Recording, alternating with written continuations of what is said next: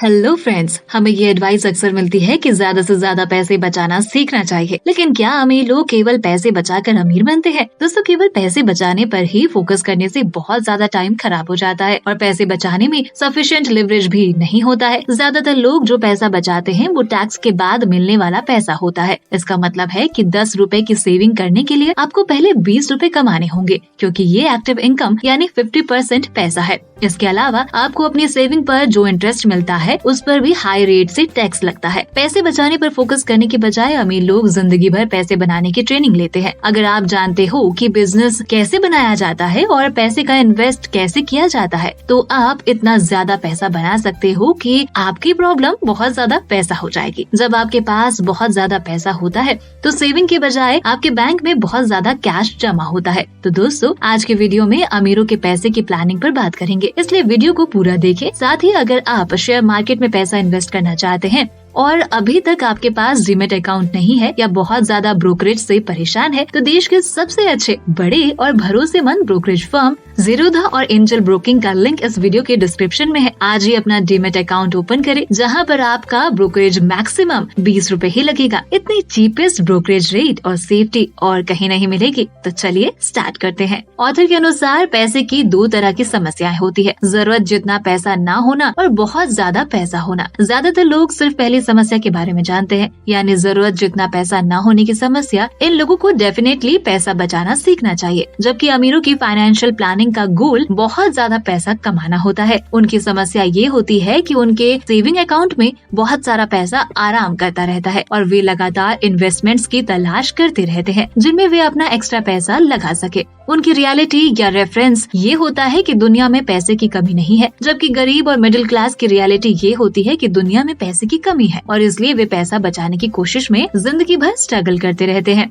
दोस्तों, पैसे के लिए काम करने और पैसे बनाने में क्या फर्क है? गरीब और मिडिल क्लास कभी नहीं समझ पाते कि पैसे कैसे बनाना है, क्योंकि वे सिर्फ पैसे के लिए काम करना जानते हैं। पैसे की असली दुनिया में कई अमीर लोग पैसे के लिए काम करने के बजाय पैसे बनाकर बहुत अमीर बन जाते हैं। फॉर एग्जाम्पल, बिल गेट्स पैसे के लिए काम करके नहीं बल्कि पैसे बनाकर दुनिया के सबसे अमीर व्यक्ति बने हैं। वे एक कंपनी बनाकर और उस कंपनी के शेयर लोगों को बेचकर दुनिया के सबसे अमीर व्यक्ति बन गए हैं। अपनी कंपनी के शेयर बेचना पैसे बनाने का एक तरीका है। रियल में आप चाहे जो बनाते हो, जब तक आपकी चीज के बायर्स और सेलर्स का बाजार तैयार है, तब तक आप इस रेफरेंस में पैसा बना रहे हैं। इसे एग्जाम्पल से समझे। किसी ऑथर के लिए उसकी बुक्स पैसा बनाने का तरीका है। जब तक बुक सेल के जरिए उनके लिए बाजार है, तब तक बुक्स उनके लिए पैसा बना रही है और ऑथर को पैसे के लिए काम करने की जरूरत नहीं है। अगर आप डॉक्टर हैं और पैसे पाने के लिए आपको काम करना पड़ता है, तो आप पैसे के लिए काम कर रहे हैं। अगर आप ऐसे डॉक्टर हैं जो नई दवा खोजता है और दवाई की दुकानों के जरिए से दवा बिकवाता है, तो उस दवा के बिकने से आपको इनकम होती है। इसलिए उस सिचुएशन में आप पैसे के लिए काम नहीं कर रहे हैं।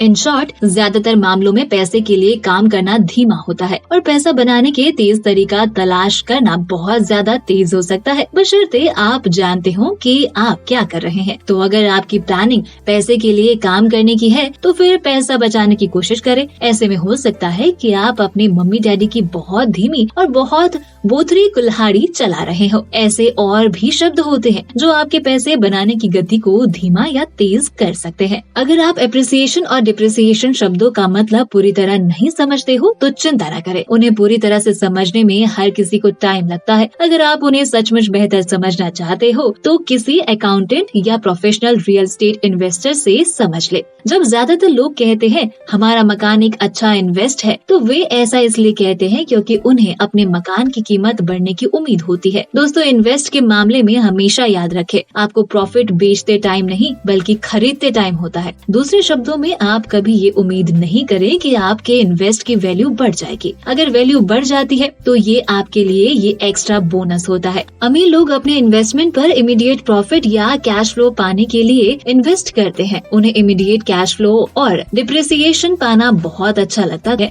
क्योंकि वे पैसे बनाने के लिए वैल्यू बढ़ने का इंतजार नहीं करना चाहते हैं, क्योंकि शेयर या जमीन के प्राइस बढ़ने का इंतजार करना बहुत स्लो और रिस्क भरा है। सबक ये है कि अगर आप फ्यूचर में किसी टाइम पैसे कमाने या बचाने का इंतजार कर रहे हैं तो आपकी प्लानिंग धीमी है, क्योंकि आप धीमे शब्दों का इस्तेमाल कर रहे हैं जो धीमी थिंकिंग की ओर ले जाती है। ये बात एक बार फिर से याद रखें, आपको प्रॉफिट बेचते टाइम नहीं बल्कि खरीदते टाइम होता है। लेकिन हम में से बहुत से लोग जो जमीन खरीदते हैं हर महीने पैसे गंवाते हैं और कहते हैं जब जमीन की कीमत बढ़ जाएगी तो मेरे पैसे निकल आएंगे और मैं इसे बेच दूंगा। ऑस्ट्रेलिया जैसे देशों में कई लोग प्रॉपर्टी खरीदते हैं, हर महीने उस पर पैसे गंवाते हैं और इसे अच्छा इन्वेस्ट मानते हैं, क्योंकि पैसे गंवाने के लिए सरकार उन्हें टैक्स में छूट देती है। दोस्तों, ये हारने वालों का सोचने का तरीका है। क्यों ना ऐसी प्रॉपर्टी खरीदे जो आपको हर महीने पैसे कमा कर दे और साथ में आपको हर महीने टैक्स में छूट भी मिले।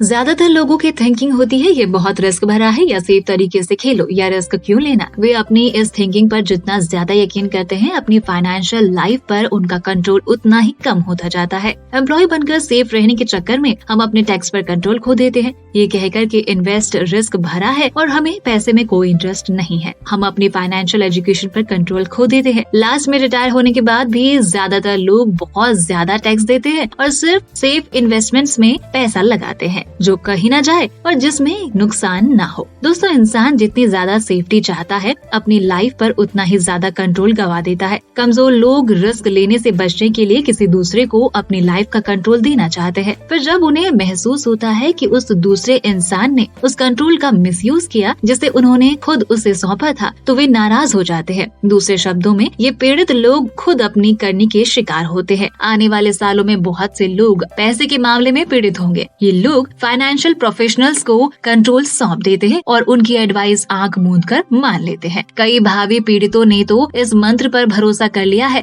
लंबे टाइम के लिए इन्वेस्ट करो, डाइवर्सिफाई करो, खरीद कर पकड़े रहो, बाजार पिछले 40 सालों से हमेशा ऊपर गया है और इसे सेफ खेलो। इन पीड़ितों ने ये एडवाइस इसलिए मान ली क्योंकि वे इन शब्दों पर यकीन करना चाहते हैं। अगर वे अपने एडवाइजर समझदारी से चुनने में फेल होते हैं तो वे फाइनेंशियली पीड़ित हो सकते हैं। आज लाखों लोग अपने फाइनेंशियल फ्यूचर और फाइनेंशियल सेफ्टी को बैंक, एफडी और म्यूचुअल फंडों में दांव पर लगा रहे हैं। हालांकि रिटायरमेंट प्लानिंग में कुछ म्यूचुअल फंड शामिल होना चाहिए, लेकिन आप इनके जरिए जल्दी अमीर बनने की आस नहीं लगा सकते। न ही ये उम्मीद करें कि जब आपके काम के दिन पूरे हो जाएंगे तो ये फंड आपकी देखभाल करेंगे, क्योंकि म्यूचुअल फंड बहुत धीमे होते हैं और इनमें इन्वेस्ट करने के लिए आपको अपने खुद के पैसे का इस्तेमाल करना होता है। जैसे हम पहले बात कर चुके हैं कि अमीर बनने के लिए अपने खुद के पैसे के बजाय उधार के पैसे का इस्तेमाल करना ज्यादा अच्छा ऑप्शन है और बैंक आपको म्यूचुअल फंड खरीदने के लिए पैसे उधार नहीं देता है। म्यूचुअल फंड्स को धीमा मानने का दूसरा कारण ये है कि पेपर स्टेटस में सबसे ज्यादा प्रॉफिट कंपनी बनते टाइम और इसके पब्लिक होने से पहले होता है। जब अमीर इन्वेस्टर किसी कंपनी में इन्वेस्ट करना चाहते हैं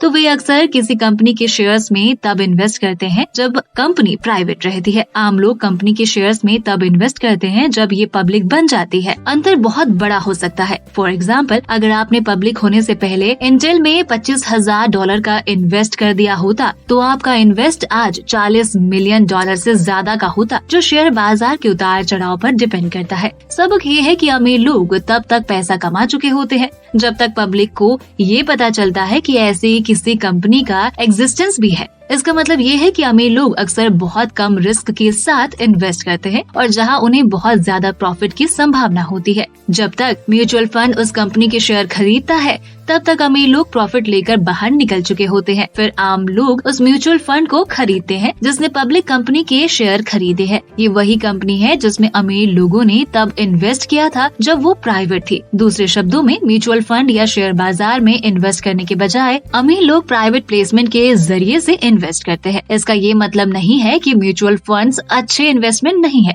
ज्यादातर लोगों के लिए म्यूचुअल फंड्स बहुत बढ़िया इन्वेस्ट है, वे बेहतर इन्वेस्टमेंट है, बशर्ते आप जानते हो कि आप क्या कर रहे हैं, बशर्ते आप जानते हो कि रिस्क क्या है। और अगर आप शेयर्स और म्यूचुअल फंड्स में इन्वेस्ट करने के पूरे खेल की बड़ी तस्वीर को जानते हैं, आपने ये देखा होगा कि IPO बुल मार्केट में तो अच्छे होते हैं लेकिन बियर मार्केट में नहीं। इस बात में कुछ सच्चाई है, लेकिन बाजार की हालत चाहे जैसी हो, अमीर लोगों को हमेशा कंपनी के मार्केट में लिस्ट होने से पहले इन्वेस्ट करने का मौका मिलता है, जो जनरली आम जनता को नहीं मिलता है। इसलिए अमीरों के इन्वेस्टमेंट के वर्ड्स और वोकैबुलरी को जानने से फटाफट ज्यादा अमीर बनने की आपकी संभावना बेहतर हो जाती है। बाकी की बातें टू बी कंटिन्यूड। ये बातें मैंने आपको retire young retire rich book से बताई हैं, जो डिटेल में सिखाती है कि हम अपने पैसे को कैसे मैनेज कर सकते हैं, वो भी लाइफ को एंजॉय करके। सो आप ये सारी बातें सीखना चाहते हो तो डिस्क्रिप्शन में जाकर बुक खरीद सकते हो। और अगर आप इसी बुक पर अगला पार्ट देखना चाहते हैं तो मुझे कमेंट करके जरूर बताएं।